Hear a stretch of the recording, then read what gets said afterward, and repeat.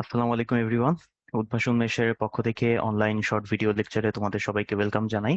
আমি Syed Tahmid Kalam Ramim, BUET mechanical department 16 batch.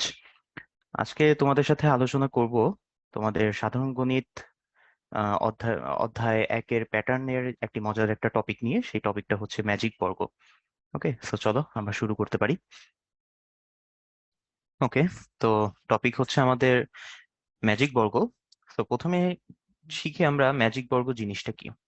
Magic বর্গ হচ্ছে আমাদের বর্গাকার কয়েকটি বক্সের মধ্যে আমরা এমন কয়েকটা সংখ্যা বসাবো যেগুলা পাশাপাশি, নিচানিচি এবং কোনাকুনি এই তিন দিক দিয়ে যোগ করলে অলওয়েজ আমাদের যোগফলটা একটা সেম সংখ্যা আসবে।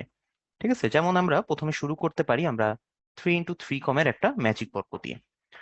ঠিক আছে, আমরা শুরু করব 3 × 3 কমের ম্যাজিক বর্গ দিয়ে। সো 3 × 3 কমের ম্যাজিক বর্গে আমাদের এখানে টোটাল কয়টা বক্স থাকবে? 9টা বক্স। 9টা বক্সের মধ্যে আমরা 9টা সংখ্যা বসাবো। 9টা সংখ্যা যদি আমরা বসাই, 1 থেকে আমাদের 9 পর্যন্ত সংখ্যা বসাইতে হবে। তাহলে আমি প্রথমে 1 থেকে 9 লিখে রাখি, লিখলাম।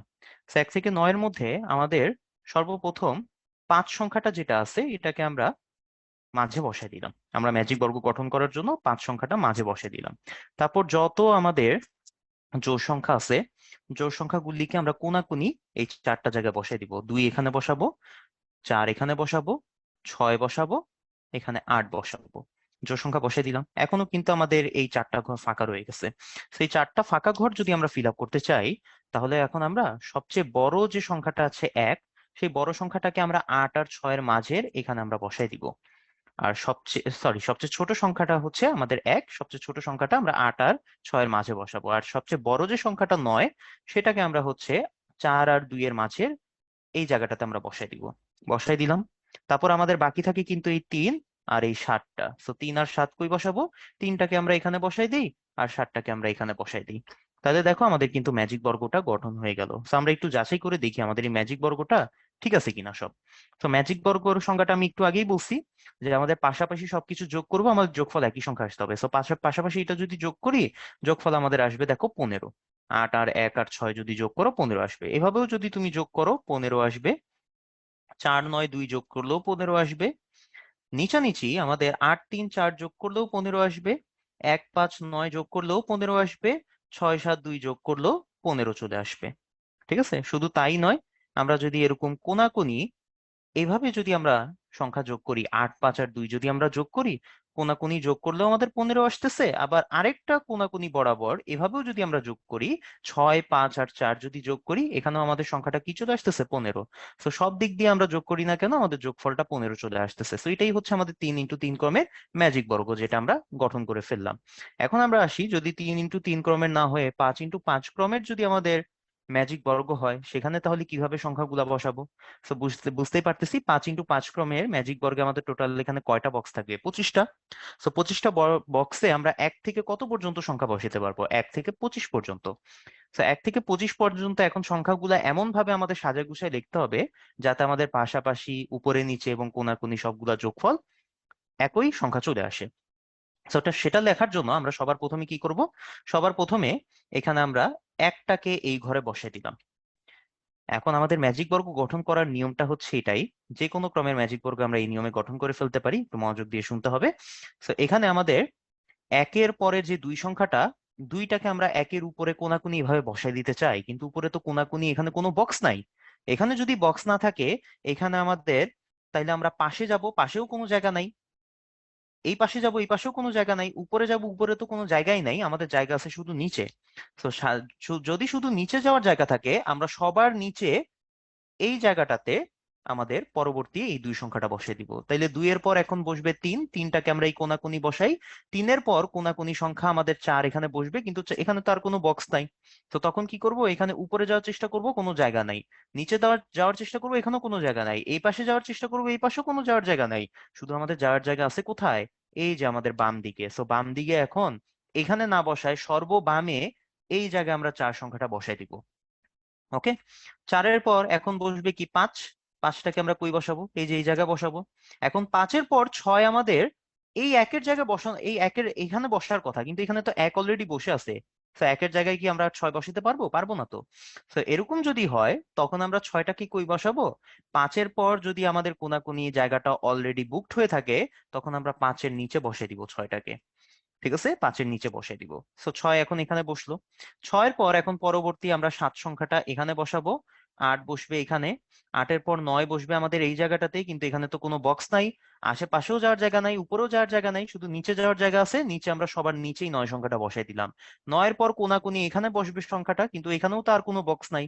উপরে নিচেও যাওয়ার জায়গা নাই, ডানেও যাওয়ার জায়গা নাই, কিন্তু বামে যাওয়ার জায়গা আছে। বামে আমার সবার বামে এই 10 সংখ্যাটা বসে দিলাম। এখন 10-এর পর তো কোনাকুনি এখানে 6 বসে আছে। তো কোনাকুনি ফিল্ড আপ থাকলে আমরা কি করি? তখন 10-এর নিচে বসাই দিই 11 সংখ্যাটা। ঠিক আছে, এভাবে আমরা টেকনিক গুলা মনে রাখবো। তো 11-র পর এখন কোনাকুনি বসবে 12, 12-এর পর বসবে 13, 13-র পর বসবে 14, 14-র পর বসবে 15। এখন 15-র পর আমাদের কোনাকুনি এই পাশে বসার কথা, কিন্তু কোনাকুনি তো এই পাশে, এখন দেখো এই পাশে কোনাকুনি হইলে আমাদের 11-র জায়গায় অলরেডি ফিল আপ হয়ে আছে। তো আমাদের কোনাকুনি এখানে আর বসাইতে পারবো না, আমাদের এখানে কি বসাইতে হবে? নিচে বসাইতে হবে 16 সংখ্যাটাকে। তো 16-এর পর এখন কোনাকুনি আমাদের এই জায়গায় বসানো উচিত, কিন্তু এই জায়গায় তো উপরে নিচে ডানে যাওয়ার জায়গা নেই, বামে যাওয়ার জায়গা আছে। বামে আমরা সবার বামে এই 17 সংখ্যাটাকে বসাই দিব। এখন 17-র কোনাকুনি এখানে বসানো উচিত, কিন্তু এখানে তো ডানে বামে যাওয়ার জায়গা নাই, উপরে যাওয়ার জায়গা নাই, নিচে যাওয়ার জায়গা আছে। তো সবার নিচে আমরা এখন এই 18 সংখ্যাটা বসাই দিব। 18-র পর এখন কোনাকুনি বসবে 19, 19-এর পর কোনাকুনি বসবে 20, 20-এর পর কোনাকুনি এখানে 21 বসার কথা, 16 বসে আছে। তো 20-এর নিচে আমরা 21 বসাবো। 21-এর পর কোনাকুনি এখানে 22, 22-এর পর কোনাকুনি এখানে আমাদের 23 বসার কথা, কিন্তু এখানে তো আমাদের জায়গা নাই, উপরে নিচেও যাইতে পারবো না, বামে যাইতে পারবো, সবার বামে আমাদের এখন এই 23 সংখ্যাটা বসাই দিতে হবে। 23-এর পর 24টাকে আমরা বসাবো বসাবো এই জায়গাটাতে। আর 24-এর পর আমরা 25টা এখন এই পাশে বসানোর কথা, কিন্তু এখানে তো যাওয়ার জায়গা নাই, ডানে বামেও যাওয়ার জায়গা নাই, সবার নিচে আমাদের যেতে হবে।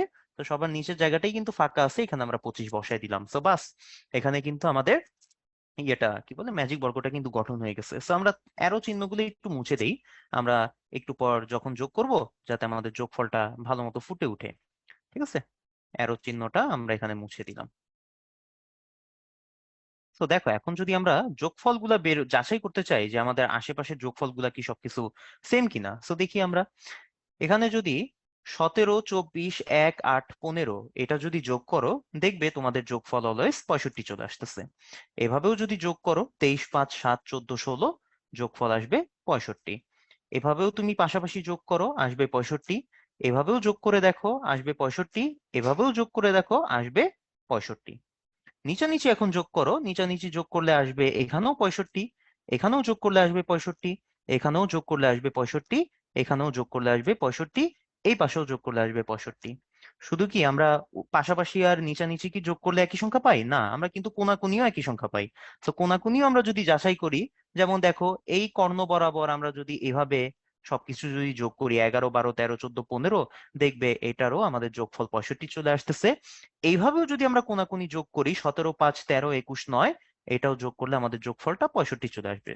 তো ব্যাস, মজাদার একটা জিনিস যে আমাদের পাশাপাশি নিচানিচি কোনাকুনি সবগুলো যোগফল কত? এখানে 65।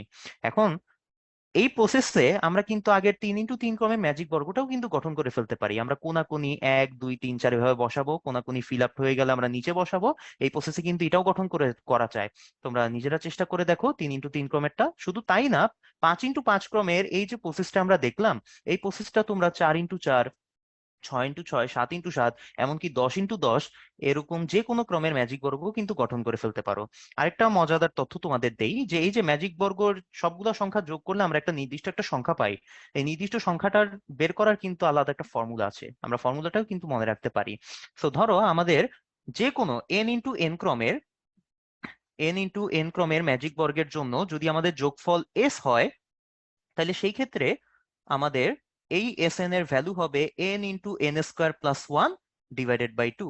যেমন আমাদের n এর মান যখন আমাদের 5, এটা আমাদের 5 ক্রমের ম্যাজিক বর্গ, তখন আমরা s5 বের করব। s5 এর জন্য আমরা এখানে বসাই দিই 5 × 5² + 1 ডিভাইডেড বাই 2। তার মানে এখানে চলে আসবে 5 × 26 ডিভাইডেড বাই 2। তার মানে এখানে 26 আর 2 কাটাকাটি গেলে আমাদের এখানে 13, 5 13 কত আসে? 65। তো দেখো এখানেও কিন্তু আমাদের সব জায়গায় 65 চলে আসছে। আর 3 × 3 ক্ষেত্রে কত আসছিল? 15। এখন এটা তোমরা যাচাই করে দেখো যে S3 তাহলে আমাদের কত হবে। এটা আমাদের হবে 3 × 3² + 1 / 2। তার মানে এখানে আমাদের চলে আসবে 3 × 10 / 2। তার মানে এখানে 3×5 = 15 চলে আসতেছে। তো দেখো আশেপাশে নিচানিচি তারপর আমাদের কোনাকুনি সবগুলোর যোগফলও কিন্তু এখানে 15। তো এটাই হচ্ছে আমাদের ম্যাজিক বর্গ।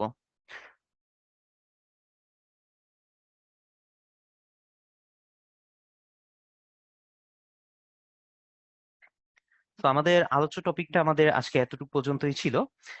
আশা করি তোমাদের আজকের এই ক্লাসটা বা টপিক যেটা আমরা আলোচনা করেছি সেটা তোমাদের সবার কাছে ভালো লেগেছে। ভবিষ্যতে আমরা আরো কি কি কন্টেন্ট ক্রিয়েট করতে পারি বা কি কি টপিক নিয়ে আলোচনা করতে পারি, এটা অবশ্যই তোমরা আমাদেরকে কমেন্ট বক্সে কমেন্ট করে জানাবে, আমরা যাতে ভালো ভালো লেকচার রেডি করে তোমাদের সামনে উপস্থিত করতে পারি। সেই পর্যন্ত সবাই ভালো থাকবে, সুস্থ থাকবে। আল্লাহ হাফেজ।